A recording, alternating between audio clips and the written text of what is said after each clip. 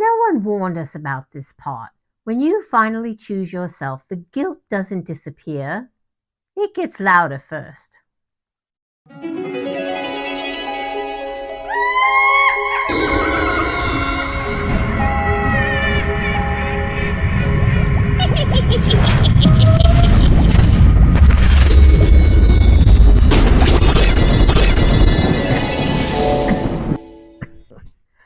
Oh, I swear, this should fire the company that makes me transport.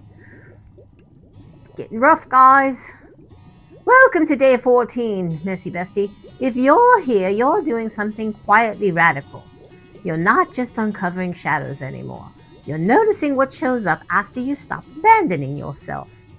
Yesterday we talked about being too much. Today we're talking about what often follows right behind it. Guilt. Not because you did something wrong, but because you did something new.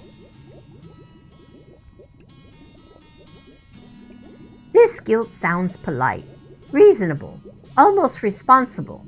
It whispers, I should have handled that better. I feel bad for saying no. I don't want them to feel hurt. Maybe I was selfish. This guilt isn't evidence of wrongdoing, it's evidence of conditioning. You were trained to equate love with self-erasure. So when you choose yourself, your nervous system panics and calls it guilt. Many of us learned early that being needed meant being valued. Being accommodating meant being safe. Being selfless meant being loved. And somewhere along the way, your needs were labeled optional. So now, when you rest, when you say no, when you stop overgiving, when you don't fix what isn't yours, the body reacts like you've broken a rule. But here's the truth. You didn't break a rule. You broke a pattern.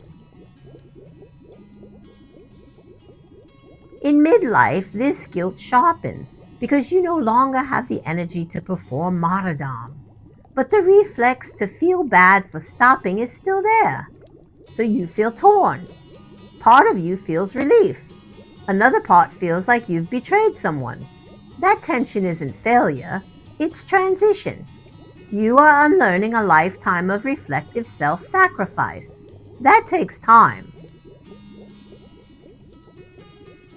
Who taught me that choosing myself means harming someone else?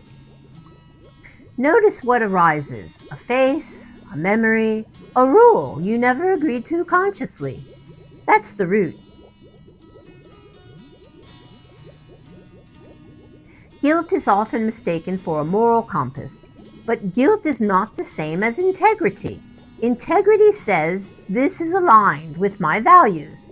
Guilt says this is unfamiliar and someone might be uncomfortable. Discomfort does not equal harm. Someone else's disappointment is not proof that you've done something wrong. Self-sacrifice is not the price of love. You are not required to bleed to prove you care. You are not required to suffer to earn rest. And you are not required to feel guilty for honoring your limits. Boundaries are not punishments. They are instructions for how to love you. Today's practice is grounding through guilt. When guilt shows up after you, you choose yourself. Place one hand on your chest, take one slow breath, and say silently, this feeling is old. My choice is new. That's it. No fixing, no justifying. Let the guilt pass without obeying it. When you stop letting guilt run the show, your decisions get clearer, your resentment softens, your energy returns. Your relationships either deepen or reveal their limits. Both outcomes are information. Neither is failure. You are learning to live without self-betrayal. That's not selfish, that's sacred. If this helped you understand your guilt instead of fighting it, go ahead and like the video. Your like tells the algorithm this isn't drama, this is deconditioning. It also helps someone else find the video should they need to hear it, and it could help them.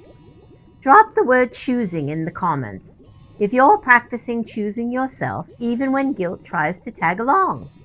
If you need to summon me before tomorrow, you can find me on Facebook at the Carnivore Witch. And if you're subscribed and rang the bell, then you will be the one being summoned as soon as I upload another video. You are not wrong for choosing yourself. You are simply early in the process. I may be the witch, but you are the magic. And if no one told you today that you're allowed to rest, to say no, to protect your energy, consider yourself told. I love you, messy bestie. If no one told you today they love you, then for sure I told you first. Stay strong, stay messy, but don't forget the true magic is in you. So you are the magic. Never forget your magic, bestie. I'll see you tomorrow for day 15.